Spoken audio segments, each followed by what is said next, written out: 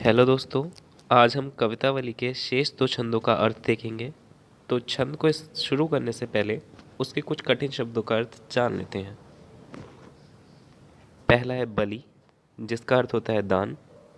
बनिक यानी कि व्यापारी। बनिज व्यापार। सिद्धिमान यानी दुखी। एक एकन एक दूसरे को। लोकहु लोक में। विलोकत देखा गया है। साकरे संकट। रावरे आपने। दारिद दरिद्रता। दसानन यानी कि जिसके 10 सिर हैं यानी कि रावण।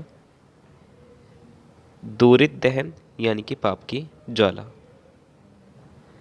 तो शुरू करते हैं। खेती ना किसान को, भिखारी को ना भीख बली, बनिक को बनिज ना चाकर को चाकरी। यानी कि तुलसीदास जी कलयुग का बखान कर रहे हैं और कह रहे हैं कि किसान के पास अब खेती ना रह गई है, ना ही भिखारी को भीख मिलती है और दान मिलता है, ना ही व्यापारी के पास व्यापार है, और जब व्यापारी के पास व्यापार ही नहीं है तो नौकर के पास नौकरी भी नहीं है। जीविका विहीन लोग सीध्यमान सोच बस। अब जो लोग जीविका विहीन हो गए हैं वो सीध्यमान यानी कि दुखी होकर सोच रहे हैं। कहे एक एकन सो, और एक दूसरे से कह रहे हैं कि अब कहाँ जाएं और क्या करें, कहाँ जाई और का करी। बेदहु पुराण कही, लोकहु बिलोकियत। वेदहु पुराण कही यानी कि वेदों पुराणों ने कहा है या फिर उनमें लिखा है। लोकहु बिलोकियत, लोकहु यानी कि संसार में, बिलोकियत देखा गया है कि संसार में देखा गया है। साकरे सब पे, साकरे यानी कि संकट, जब सब पे संकट आया है। राम राव रे कृपा करी, राम आपने ही कृपा करी है। दारिद दसानन दबाई दुनी दीन बंधु, दीन बंधु हे दीनों के बंधु। दारिद दसानन यानी कि दरिद्रता रूपी रावण ने दबई दुनी, दबई मतलब दबा ली है, दुनी मतलब दुनिया, यानी कि जो दारिद्र रूपी दसानन है उसने इस दुनिया को दबा रखा है।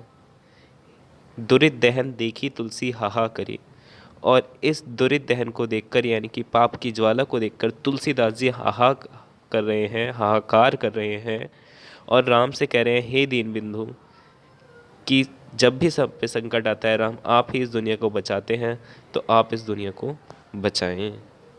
यदि काव्य सौंदर्य की बात करें तो सीध्यमान सोच, दारिद दसानन, दुरित दहन, इन सभी में अनुप्रास अलंकार है।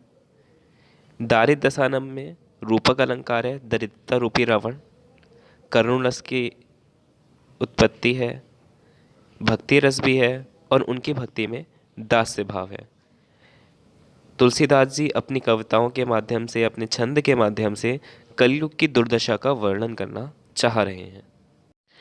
तीसरे छंद में श्री तुलसीदास जी अपने युग में सामाजिक विषमताओं का सामना करते करते थक गए हैं, और अब वह श्री राम नाम में ही लीन होना चाहते हैं और समाज में उपस्थित रूढ़िवादिता का तिरस्कार करना चाहते हैं। तो छंद प्रारंभ करने से पहले कुछ कठिन शब्दों के अर्थ देख लेते हैं।